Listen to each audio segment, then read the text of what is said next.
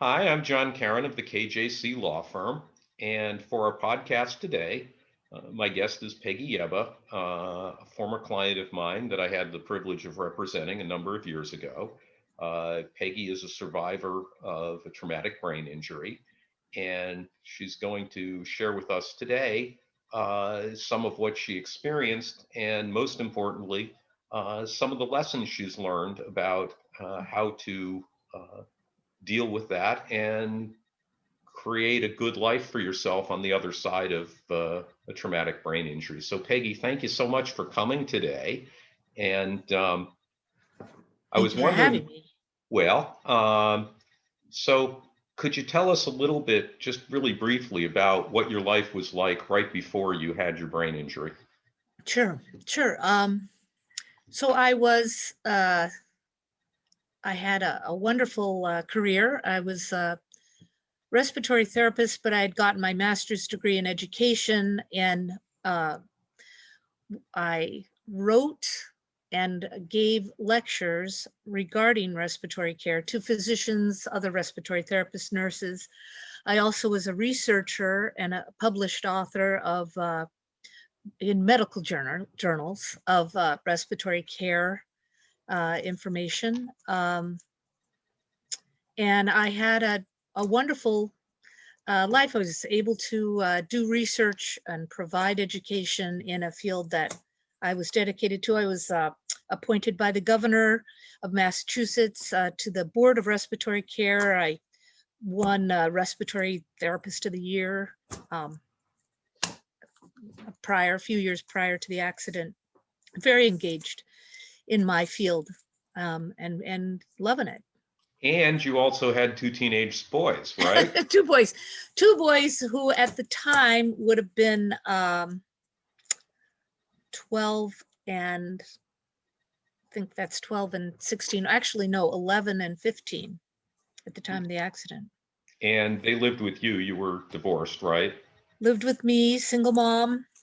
Okay. Uh, had a very lived in a big Victorian house in Newton. Loved to entertain. Put on fancy dinner parties. I would, work, put on fancy dinner parties. I was actively, we went hiking a lot, member at the MFA and the Museum of Science, very engaged with activities, biking, hiking, downhill skiing, lots of good stuff. And then you had a traumatic brain injury and everything changed.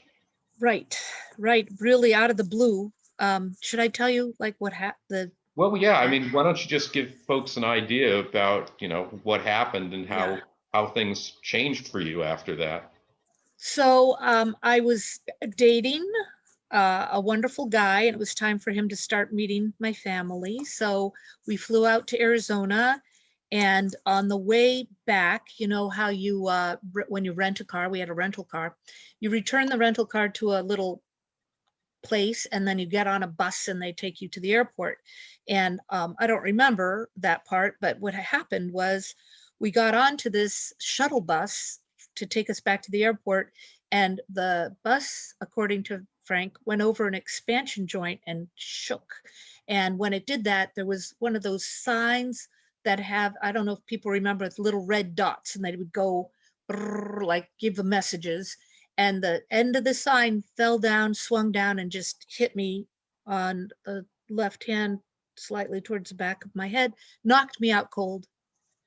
Hit him too, but he was not injured as much as I was. And they pulled the bus over, they brought an ambulance, and I came to, and I just insisted that I had an important lecture to give the next morning in Boston, very important lecture. And I just insisted that I get on the plane. And I signed out against medical advice. I have no recollection of any of that. No, zero, none of that. I don't remember even getting on the shuttle bus ever. That's memories never come to me really of getting on. I vaguely remember being on the bus and screaming, but the next thing, I'm in Boston. I wake up and I got dressed and I drove to my job, to the lecture. And here I am surrounded by medical people, and they say, something's wrong with you. Something's wrong with you. And I was, I knew I had to be there and I knew I had to give a lecture, but I was unable to really put together. It was all like everything looked like the end of a telescope. And that was the beginning of I didn't know it then, but a very long journey, a very long journey. When did you start to think that maybe something was seriously wrong, that you weren't going to get better from quickly? It was weeks later because I went to the hospital. My team said, "You're not giving a lecture today. That's ridiculous. Go." And they treated me in the emergency room and sent me home and said, "Rest and you'll feel better. You're going to get better. Just rest." I couldn't even, I had this big house, these giant stairs. I couldn't get up the stairs. I didn't have any broken bones. I didn't have blood coming out of my ears. They did an MRI. They said, we don't see anything. You should just rest and get better. And I really just got worse and worse. What kind of problems were you having, Peggy? Well, I lost my ability to speak. I lost slowly the words kind of drained away. I had massive headaches that lasted for days. And were excruciating. They didn't see any bleed in my head. They didn't see any thing that you could point to. But I wasn't able to walk very well. I was bent over. My muscles spasmed constantly, and I was hunched. I'm sorry, Peggy, I think we lost your video for a minute. You froze on us.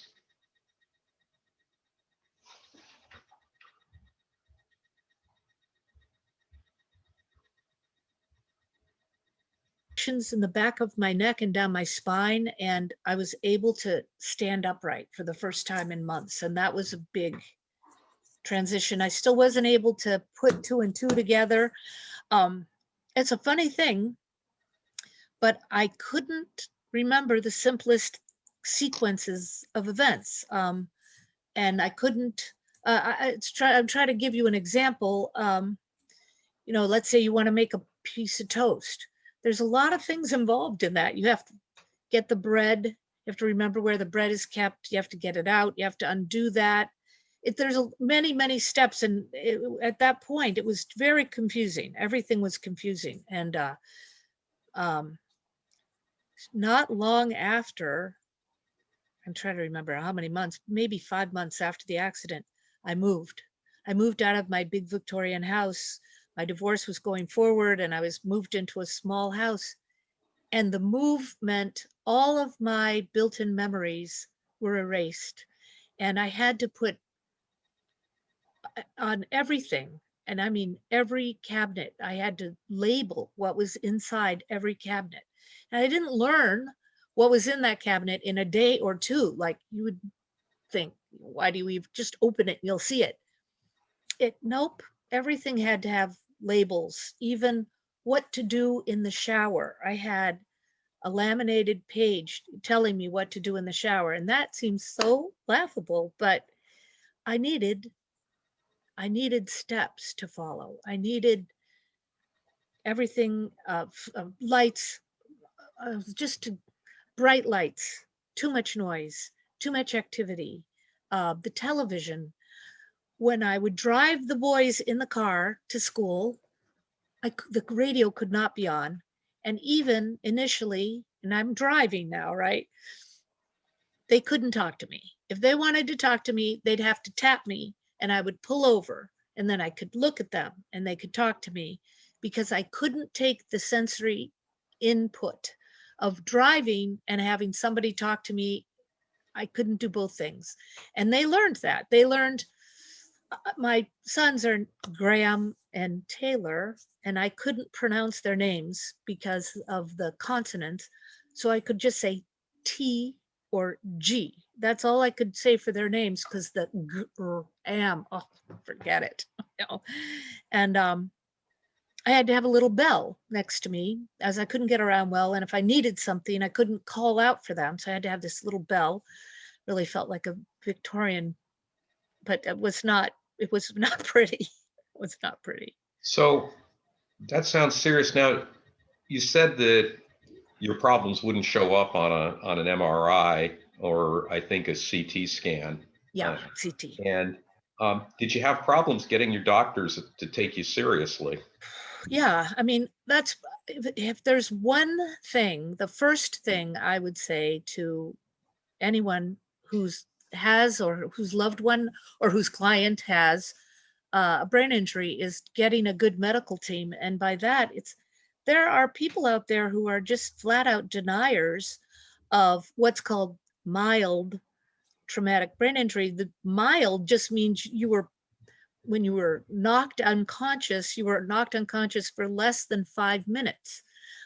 That's the definition. That doesn't mean mild, doesn't mean you didn't lose everything else in your life. I lost ability to walk and talk, to even comprehend things that were going on around me. And finding someone who understood that it was really happening and then would work with me to try to help me get better. That was the key element. So can you tell folks what you did? You've come a long way. What was the process like? What did you go through? How did that work out along the way? Well, I started out just going to the doctors that I was referred to. I'd be referred to a doctor, and one doctor I went to said I that I was went on too much, and gave me there's a diagnosis book that's like this fat, that's a medical book. Gave it to me and asked me to go sit in the waiting room and look up my diagnosis. And I just remember sitting in there, no one else was there, and crying because at this point I was having trouble reading basic stuff. And here I am. I mean, I can read medical journals, or I used to be able to, and just the massive idea of finding my diagnosis and finding the page and trying to read it. And clearly this person was not supporting or trying to help me figure stuff out. They were like, go figure it out yourself. And in the another office waiting room, there was a pamphlet about the support group. And I went to the support group, and they had a list of doctors and physical therapists and uh, uh, eye doctors, as well as psychologists and people who specialize in brain injury. And that helped me on my way. I think you may have recommended, oh yeah, you did recommend somebody to me that I went to also. Well, I So, think I suggested that you investigate the head injury program at the Mass Rehab Commission. oh And yeah, as I recall, I believe they hooked you up with a counselor who made some useful suggestions. she was great. Yes, she understood. Uh, so that's the thing, is that there's a thicket of professionals, and some of them bloom for head injury patients and some are closed to that. So you need not you it's you need to find somebody who's knowledgeable about the field and knowledgeable and understands. There's this thing that the reason that they said in the end why it didn't show up on a CT scan is it's shearing, something called shearing, where when you have a injury that you're the well, I'm not sure exactly, but the axions that meet together usually to communicate got sheared off. And so they're just, and it takes time, but you can regrow your neuronal pathways. And nobody was telling me that. This was 2002, right? 2002, March 11th, 2002. That was my date. And for a lot of brain injured people, when we look at this, there's always a before and after. And when I see new people coming into the support group, what I try to let them know is that they're really infants and they need to be easy on themselves, be kind to themselves, and not expect themselves to be their old self. So that was really number two. I wanted to say three main things. Number two was, you may not get back to your old self ever.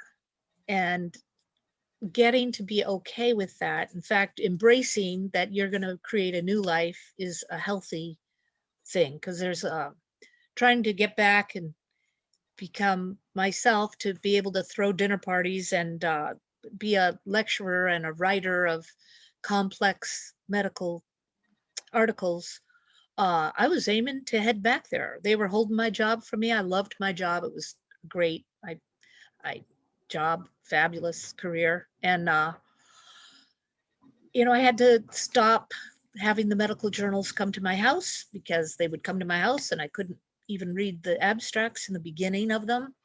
I had to stop the subscriptions. I had to let go of that. I was going to do that. I mean, maybe not forever, but it was keeping me down, staying. It was a construct in my mind that was in my way of getting better, because I kept trying to be my old self, and I would be. It's a kind of a downward spiral of, I could do that. I used to be able to do that. I'd want to be able to do that. Why can't I do that? That's not helpful for healing. It's a study in frustration. So the better thing to do is to take it slowly, to learn things like, if the light bothers your eyes, wear a baseball cap all the time. Always have earplugs on you, so when the noise gets to be too much, you can put earplugs in.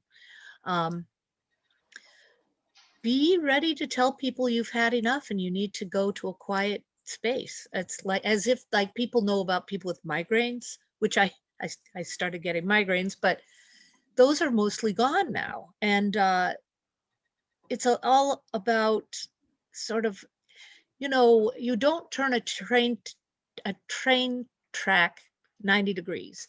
It bends. You got to slowly get yourself better, heading in the direction you want to go, but you're not going to just turn the track and get there. Well, I think you mentioned being able to accept that you might not be able to do some of the things that you used to be able to do. But I think you told me before, isn't there another piece, which is finding something new that gives you purpose and that you value? Absolutely. So for me, I was really lost. They kept saying, wait, you'll get better.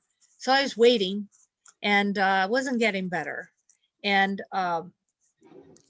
in fact, I felt worse, because I didn't have any purpose, or with my job, I had the kids, but and what happened is the support group had this sub group that they put together that did art, and there was an art class that I signed up for, and literally within weeks of doing this artwork,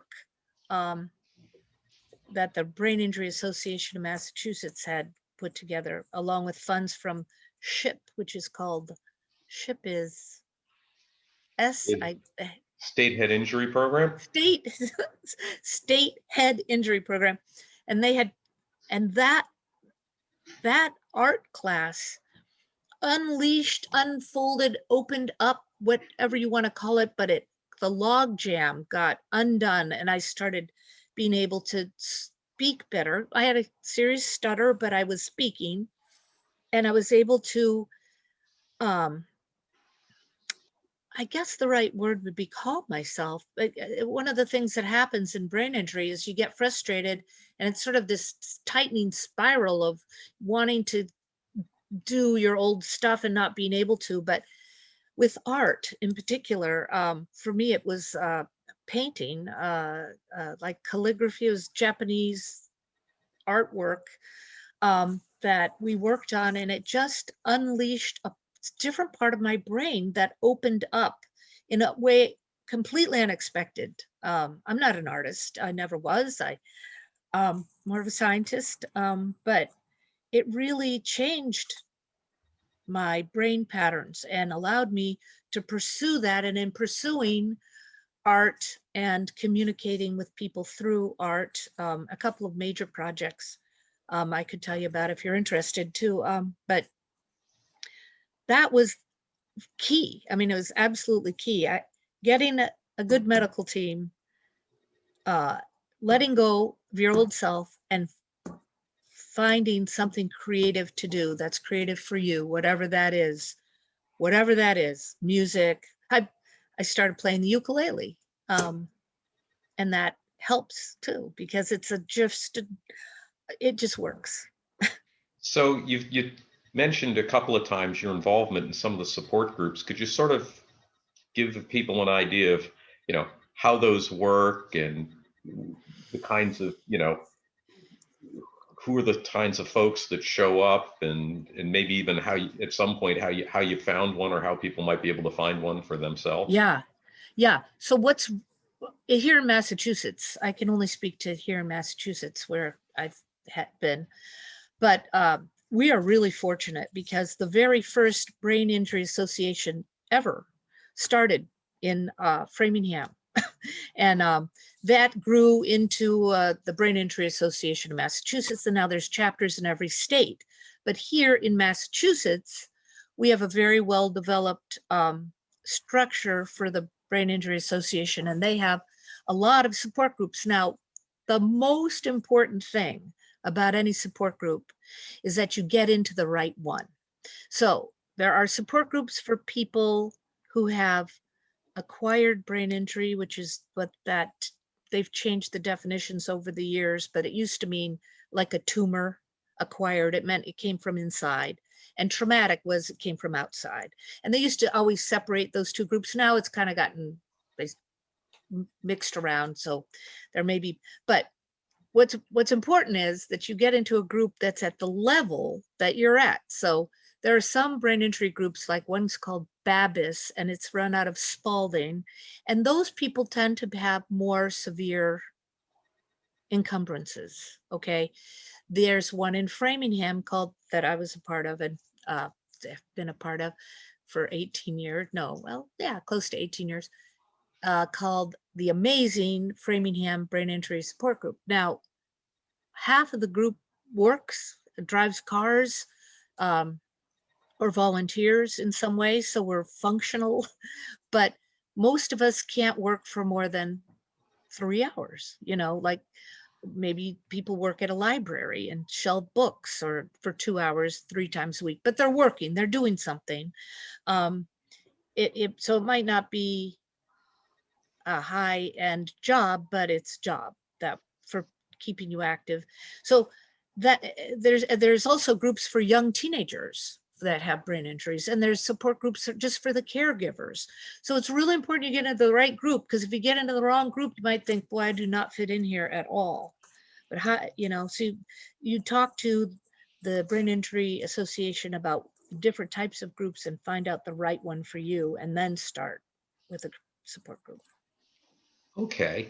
And are there certain, I think you mentioned to me that there are certain misconceptions people have about folks with brain injuries, particularly ones with mild traumatic brain injuries, which is sort of a Even misnomer. me. What would you like people to know about folks who have so-called mild brain injuries?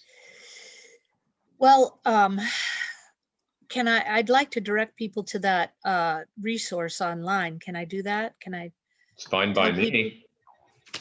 Yeah, it's on Brainline. I printed it out. Brainline. And it has, that's Barbara Webster, who runs the brain injury support group in Framingham, the amazing brain injury support group. And the group put together a list, which is online at Brainline. You can just do brainline.com. And it has a list of what brain injury survivors wished you knew.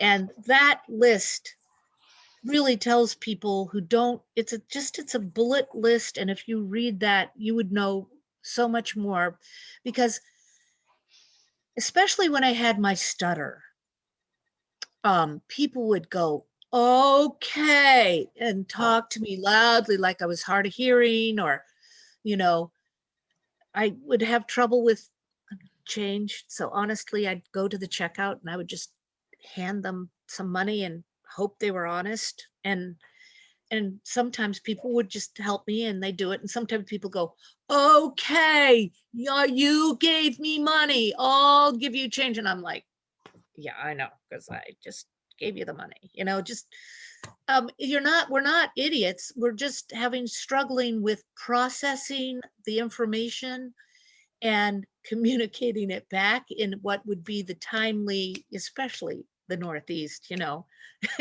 I don't know if it's easier if you live in the South. I shouldn't say that.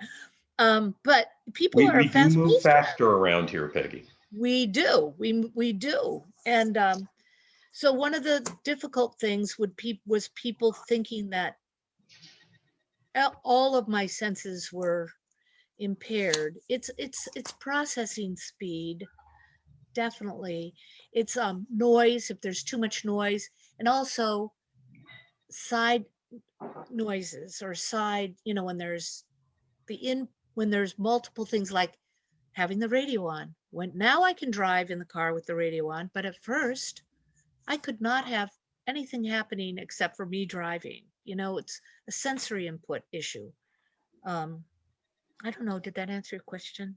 I Sorry. think so. So to sort of wrap things up, Peggy, if somebody is in the early stages of what you went through, or even in the later stages, um, what would you tell them?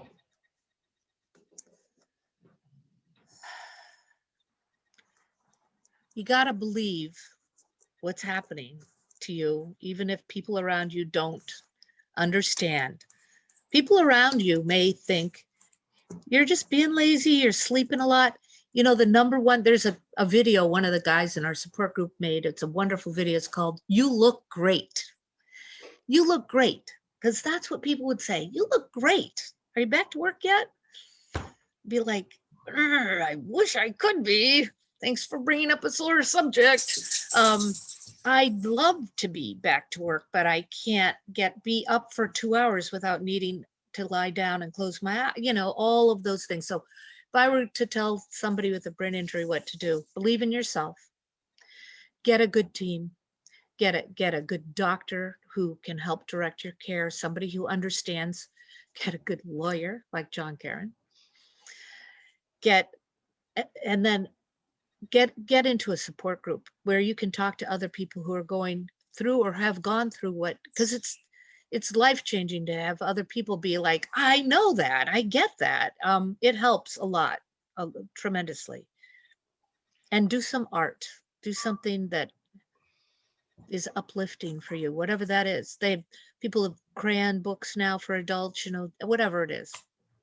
And even post-injury, and I feel like I'm feeding you what they call in my business a leading question, but I've talked to you a bunch since then and all, and it is possible after one of these injuries, even if you still have lingering issues, to build yourself a nice life. A wonderful life. I have a wonderful life now. I have a handsome husband, that guy that was coming out to meet my family, and my boys are wonderful, and I have a great life. I really do. And I really do. And way back in March 11th, 2002, when they didn't know as much as they do now about traumatic brain injury, people were like saying, oh, well, it's over. You're never gonna, bad information. Because absolutely you can heal. You can get better, even years later, even years and years later. There's hope. So your life may be different, but it can still be good. Absolutely. Peggy, I think that's probably a good note for us to end things on. Thank you so much for being willing to talk about your experiences and to offer some good advice to folks. And Thank you. It's a pleasure, as always. It's a pleasure catching up with you, and And you. thanks for sharing your experiences. I'm Jon Karon with the KJC Law Firm. My guest today has been, I don't want to say one of my favorite former clients, although it's true because I love them all, Peggi Iebba. Thanks again, Peggi. Thanks.